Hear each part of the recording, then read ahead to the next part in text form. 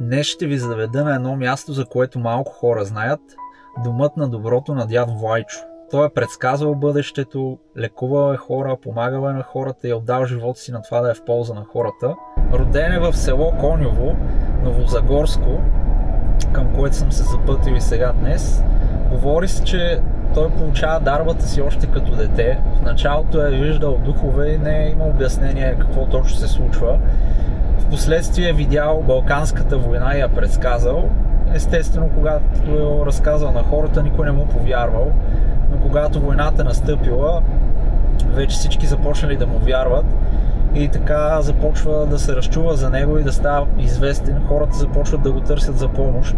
На по-късен етап, когато един ден работи на нивата с родителите си, му става лошо и той иска да се прибере вкъщи. Баща му естествено си мисли, че той се скатава и бяга от работата, но въпреки това той си тръгва, прибира се, заключва се в неговата стая и всъщност тогава той излиза от тялото си, където се говори, че той среща някакви светци, които му казват, че ще го върнат обратно на земята, за да помага и да служи на хората.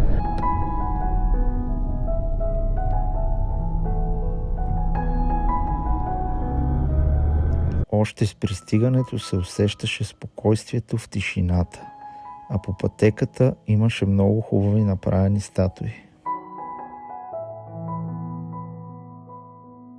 Това е и статуята на самият дядо Влайчо. Това е домът на доброто на дядо Влайчо.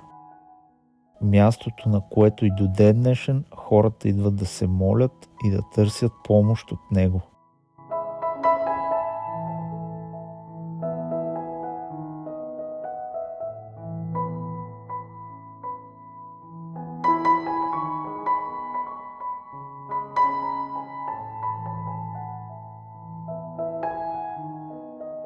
Дядо Влайчо никога не е взимал пари за това, че помага на хората.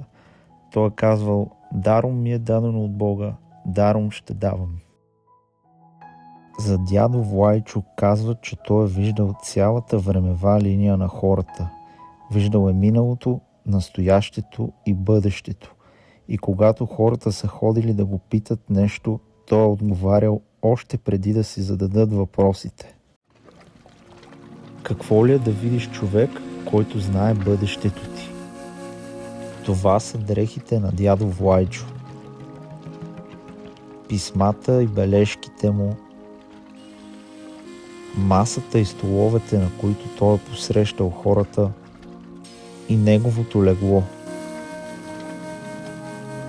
Знаете ли, че той е предсказал падането на комунизма? Дядо Влайчо попада в затвора, защото прави доста неща, които не се харесват на тогавашната власт. Той предрича смъртта на Георги Димитров. Помагал е на партизани, давал им е храна и дрехи, укривал ги е и е казал: щом са опряли до моята врата за помощ, няма как да ги върна обратно. Плюс това, че около себе си е събирал много хора и не се е харесвал на тогавашната власт, те го изпращат в лагер в Белене. Но дори и там, въпреки че се опитват да го пречупят, той продължава да прави добро и е наричан от хората светецът на лагера. Тук хората пишат своята лична молитва към дядо Влайчо в търсене на помощ.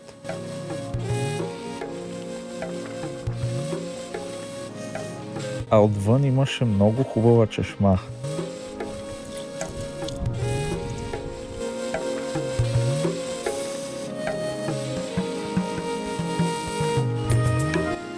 Сега излизам от храма, там някакси ми се стори супер чисто и свято място, направо не ми се искаше да снимам. Направих само 2 снимки. Каквото и да кажа за дядо Влайчо, със сигурно ще е малко, но едно е сигурно, че историята му е вдъхновява и продължава да вдъхновява хората и да им помага. Затова препоръчвам на всеки, просто го посетете, много е хубаво място, много добре поддържано и направено и естествено вярвайте.